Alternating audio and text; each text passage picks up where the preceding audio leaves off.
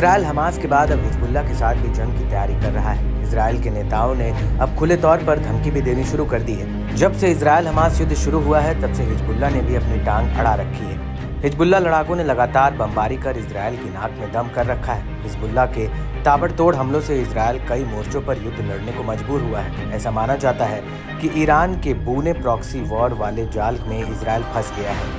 यही वजह है कि हिजबुल्लाह के हमलों से त्रस्त हो चुके इजराइल ने अब लेबनान पर सीधा युद्ध थोपने की धमकी दे डाली है।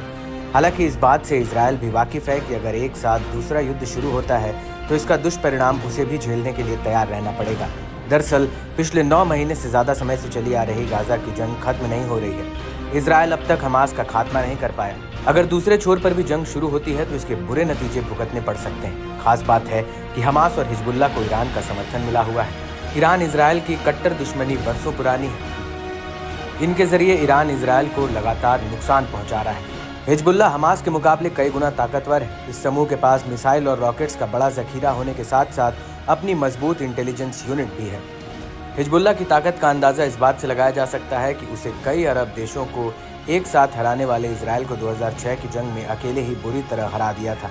हिजबुल्लाह ने अपनी ताकत को लगातार बढ़ाया है। 2006 में इजराइल को हराने के बाद लेबनान की जनता के बीच उसकी अहमियत बढ़ी है। हिजबुल्लाह महज मिलिशिया ग्रुप ना रहकर अब लेबनान का बड़ा पॉलिटिकल ग्रुप भी है। लेबनान की नीतियों में अपना दखल रखता है।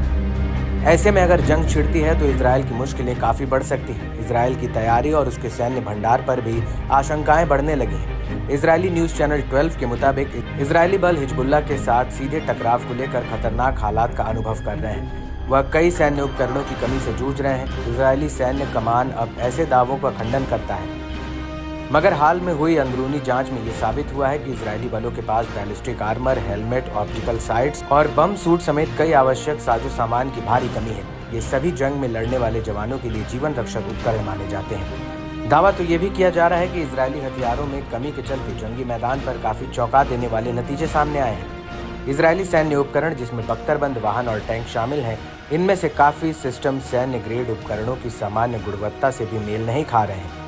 इजरायली अखबार मारीफ की रिपोर्ट में इजरायली बख्तरबंद बलों को हुए नुकसान के बारे में डरावना आंकड़ा जारी किया है। 7 अक्टूबर 2023 से अलग अलग प्रकार के 500 बख्तरबंद वाहनों को नुकसान हुआ है।